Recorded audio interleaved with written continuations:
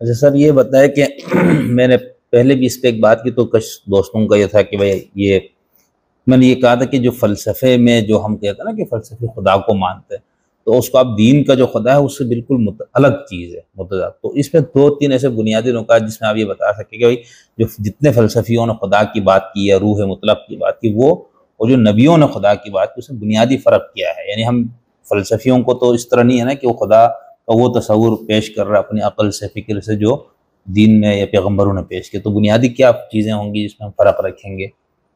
Philosophically جب آپ خدا کا تصور قائم کرتے ہیں نا تو اس کے اندر آپ کی پہلی کوشش یہ ہوتی ہے کہ کوئی ایسی صلاحیت یا کوئی ایسی ایٹریبیوٹس صفت اس کے اندر پیدا نہ ہو جو کسی لیول پر ایک دوسرے سے ٹکراتی ہو.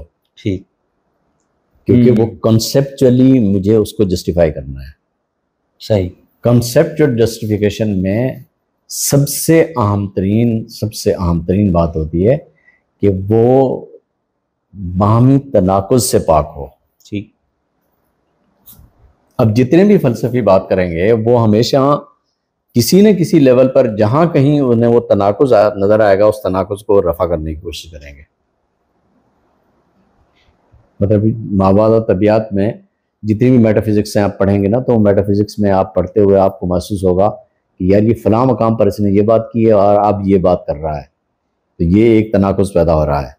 تو مطلب کسی فلسفی کے سسٹم آف تھاٹ میں تناقض کی نشاندہی اس وقت ہوتی ہے جب اس کا فکر اپنے سسٹم میں کوئی ایسی کنٹرڈکشن پیدا کر دے جو اس کے اپنے مقدمات سے نہ کھاتی ہو, مطلب کمپیٹیبل نہ ہو اس کے ساتھ.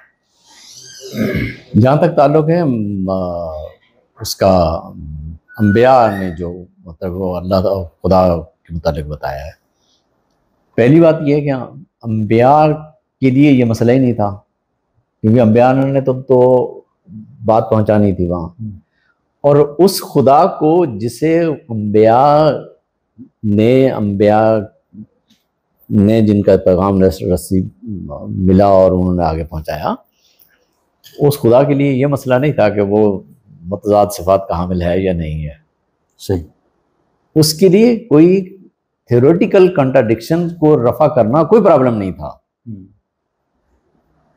تو اس لیے وہ مطلب وہاں پوری کی پوری ایک مکمل آزاد شخصیت ہے جو ہمہ وقت موجود ہے اور ہمہ وقت مطلب وہ اس کی کل یومن ہوا فی شان.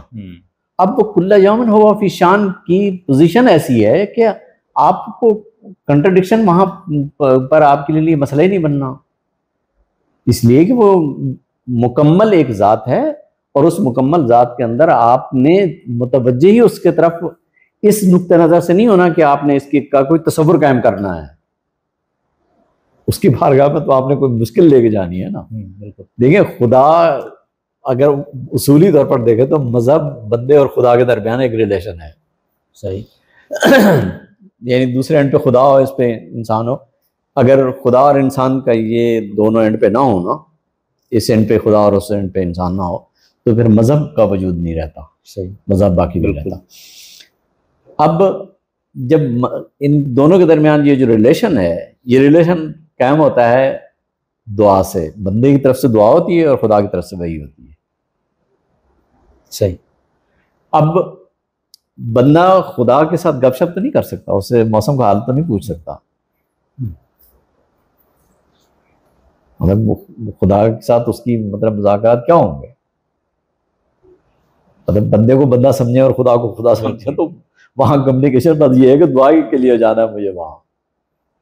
میں ہمہ وقت مطلب سراپا افتقار ہوں, میں مطلب میری احتیاج کسی بھی لمحے اس کی ذات کے سامنے ختم ہی نہیں ہوتی. میں اس احتیاج کے ساتھ اس کے سامنے ہوں. اب وہ ایک ایسی ذات ہے جو مطلب انبیاء کے حوالے سے جو ہمیں خدا کا تعارف ملا ہے وہ بہت ہی مختلف ہے. اور یہاں پر فلسفیکلی جو ہے وہ ہے ایک تھیوریٹیکل پرسیپشن ہے. اس تھیوریٹیکل پرسیپشن میں سب سے بڑی ریکوائرمنٹ یہ ہوگی کہ وہ کنٹرڈکشن نہ پیدا کرے. آپ اس کنٹرڈکشن کو نظر انداز کر سکتے ہیں. مثال کے طور پر وحدت الوجود جو بھی کوئی تصور قائم کرے کسی نہ کسی لیول پر ایک ایسی کنٹراڈکشن آ جائے گی کہ جس کو ریزالو کرنے میں آپ کو سالوں لگ جائیں گے. تو آپ مطلب اس پرسیپشن اس کنسیپشن کو سمجھ لیں گے نا کہ مطلب جو کنسیپشن تھا وہ یہ تھا، اس لیے کہ آپ کا بنیادی مقصد ہی کنسیپشن تھا وہاں. لیکن خدا کے حضور میں اس کا ادراک حاصل کرنے، اس کا علم حاصل کرنے کے لیے نہیں جاتا. میری وہاں تمنا کچھ اور ہے، میری آرزو کچھ اور ہے، میرا اس کے ساتھ تعلق کچھ اور ہے. یہ دونوں کا بنیادی فرق ہے. صحیح.